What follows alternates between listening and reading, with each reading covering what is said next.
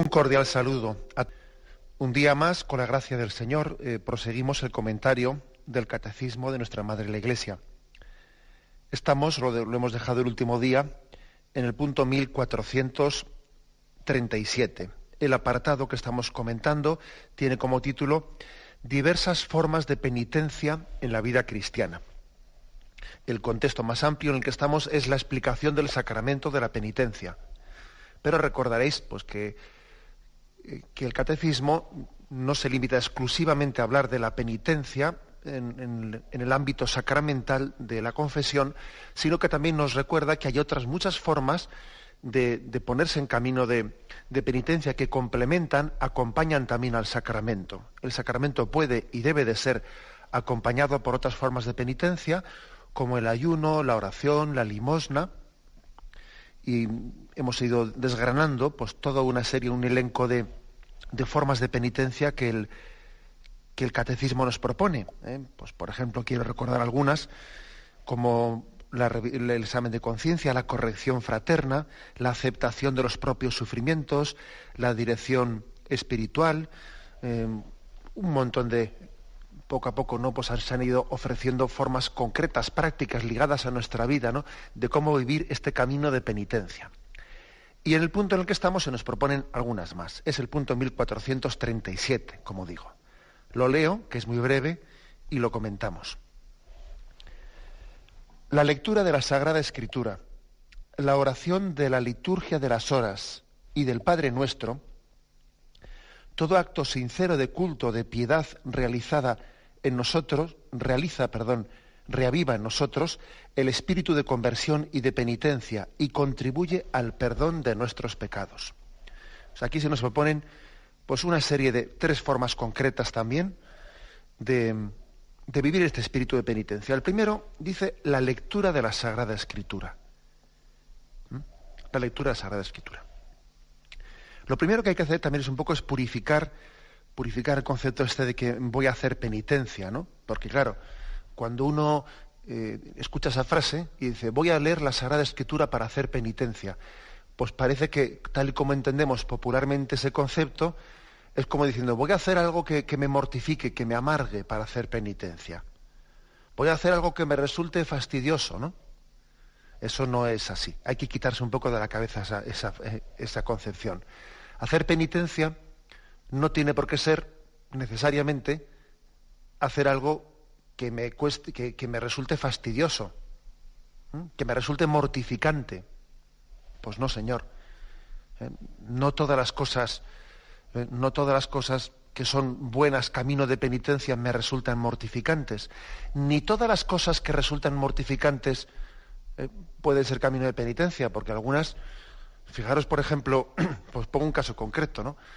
Pues alguien habrá que por vanidad, por lucir el tipo, o por lo que sea, pues se mortifique un montón, por cuidar la línea, o por vestirse no sé qué determinado modelito, ¿no? Para lucirse. Y eso le cuesta un gran sacrificio, pero eso no sirve de penitencia para nada. Eso lo que hace es fomentar más su vanidad. Luego, no todo lo que me mortifica y me sacrifica es camino de penitencia. Y al revés, hay cosas que son gozosas para mí, pues que las puedo hacer, que pueden resultar gozosas, Hay cosas que pueden resultar gozosas y son camino de penitencia. Por ejemplo, pues ayer estuvimos explicando cómo comulgar bien, la comunión es camino de penitencia. Y la comunión no tiene por qué ser ni mucho menos algo que me mortifique, que me fastidie, que me sacrifique, sino todo lo contrario. O sea, no identifiquemos, que eso puede ser un error grande de percepción, no identifiquemos lo que me cuesta, lo que me mortifica con lo que es verdadera penitencia ante Dios. ¿Por qué no? Es verdad que a veces sí que coincide. Yo le ofrezco al Señor pues un ayuno, o desprenderme de bienes superfluos, ¿no? O ayunar de televisión, como dijimos, ¿no? O ayunar pues de bienes superfluos o de los propios alimentos. Y eso me cuesta a la vez que me purifica. Bueno, a veces sí coincide lo que me cuesta, lo que me mortifica con lo que es verdadera penitencia, pero no necesariamente. y también tenemos que corregir esa imagen de que las cosas cuanto más me cuestan, más mérito tienen ante Dios. Eso no está tampoco bien planteado. Porque lo que tiene más mérito ante Dios no es lo que más me ha costado, sino lo que con más amor ha sido hecho. Que no suele ser lo mismo. No suele ser lo mismo. Es más, generalmente es distinto, porque claro, si alguien pues he puesto el ejemplo ese de la vanidad, que a veces por vanidad se hace muchos sacrificios, pues por lucir el tipito, tal o cual, pero otras muchas cosas. Imaginaos, por ejemplo, el que alguien está cuidando un niño, y el niño pues resulta complicado de cuidar. El niño pues es bastante, desde ese punto de vista así, pues inaguantable. Y tiene que cuidar ese niño, y ese es su trabajo, ese es su cometido, o está haciendo un favor a un vecino, lo que sea, y lo hace pues totalmente renegado, fastidiado, le cuesta un montón, le sacrifica, y bueno, y entonces dice uno, ¿qué mérito tiene, no? Pues bueno, pues la verdad es que es posible que no tenga tanto mérito, porque ha hecho algo que le ha costado mucho, pero lejos de haberlo hecho con amor, lo ha hecho renegado, lo ha hecho totalmente, ha estado acordándose, como se dice, de la familia del otro todo el rato, se ha estado rebotando continuamente. Sin embargo, la madre del niño, que por amor resulta que resulta mucho menos costoso, pues si el niño está enfermo y está continuamente tosiendo y no puede dormir con él, a la madre el amor hace que el acto de cuidar al niño le resulte mucho menos costoso, porque el amor hace que el sacrificio sea menos sacrificio. Y tiene más mérito esto, tiene más mérito. Luego, no identifiquemos mérito con aquello que me resulte más costoso, porque puede ser que sí o puede ser que no.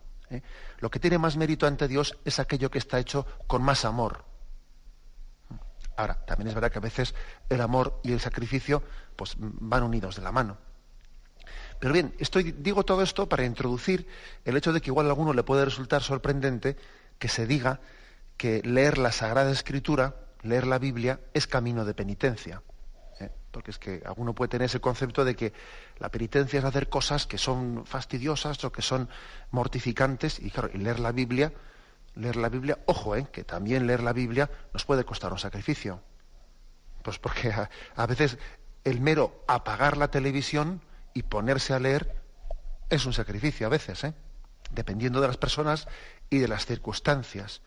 Pero a veces voy a dejarme de cosas y esto y lo otro y lo otro y lo otro, y me voy a centrar un rato y me voy a poner en presencia de Dios y me voy a poner a leer la Sagrada Escritura. A veces eso ya puede ser pues mortificante, pero igual no. Igual uno lo hace gozosamente, ¿no? Y es camino de penitencia. ¿En qué sentido es camino de penitencia? Pues porque la penitencia, la conversión es un cambio del hombre. Es todo aquello que me permite transformarme conforme a la imagen que Dios tiene reservada para cada uno de nosotros, que es la imagen de Cristo. Renovarnos, hacer de nuestra vida lo que Dios quiere, ¿no? Transformarnos conforme Dios tiene pensado para nosotros la imagen de Cristo. Renovarnos según la imagen de su Hijo Jesucristo. Bien, esa es la penitencia. Entonces, esa es la conversión auténtica. Entonces, el camino para esa conversión, pues muy adecuado, es el de la Sagrada Escritura. Porque la Sagrada Escritura, según vamos leyéndola, vamos connaturalizándonos, vamos empapándonos de cuáles son los criterios de Dios.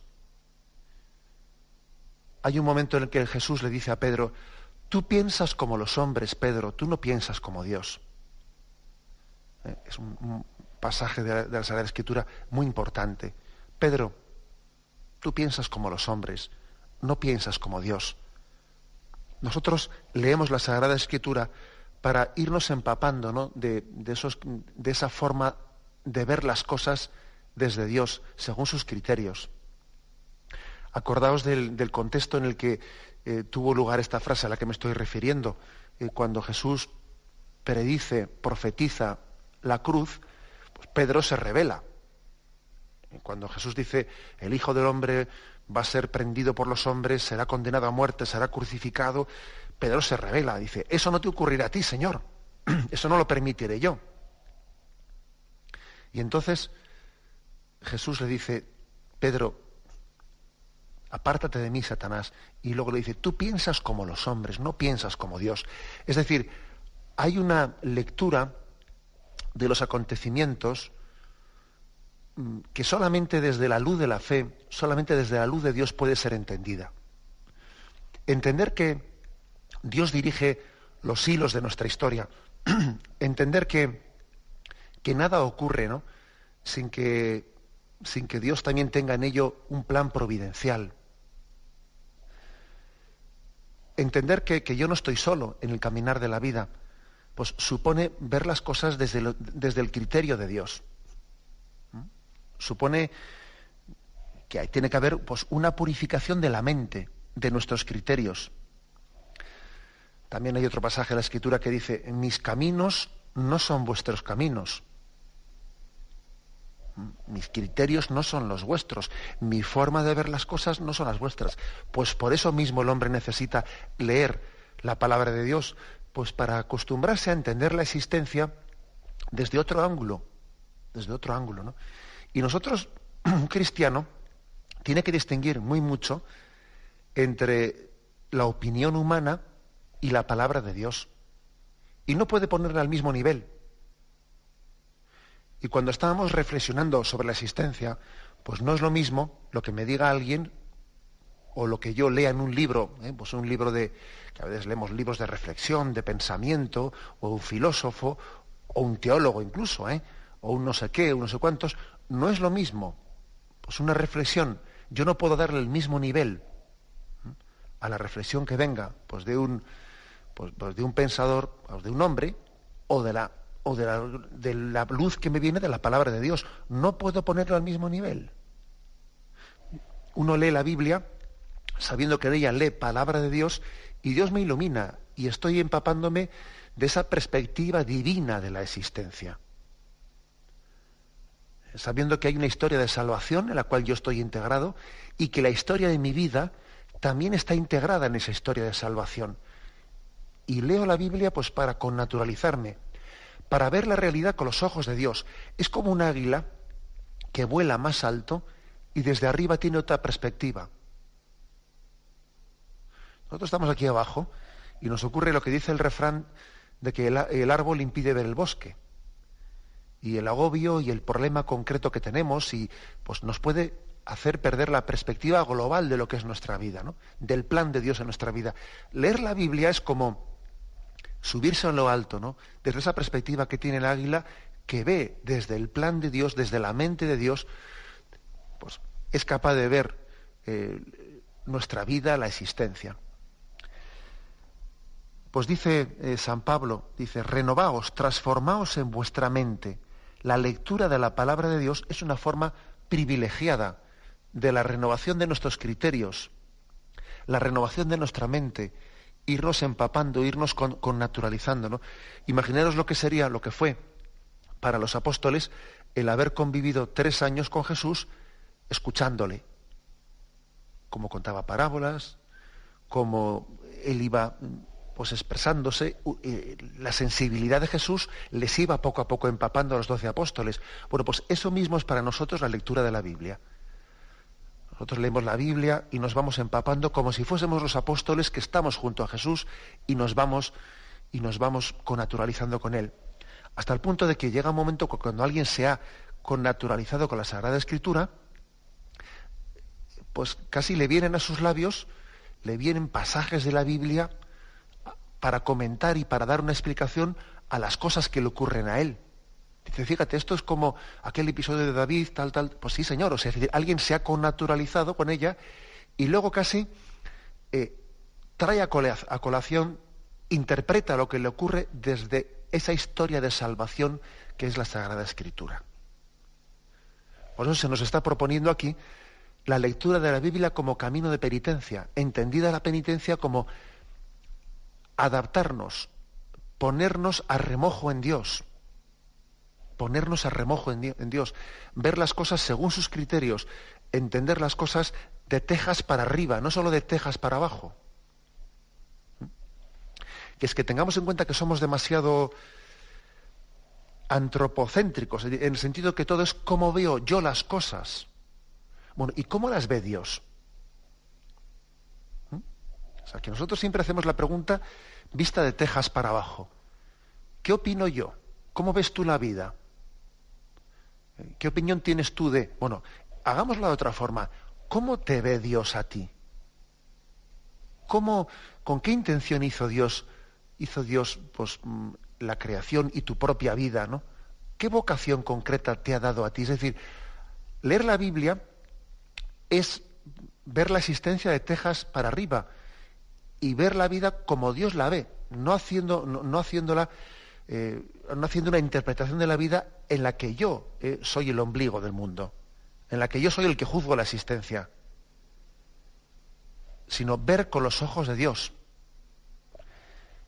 oír también y percibir lo que ocurre con los oídos de Dios, juzgar también la existencia según el criterio de Dios. Eso es leer la Biblia, y por eso la lectura de la Biblia pues es ponernos en camino de penitencia. Bien, me despido con la bendición de Dios Todopoderoso, Padre, Hijo y Espíritu Santo, descienda sobre vosotros. Alabado sea Jesucristo.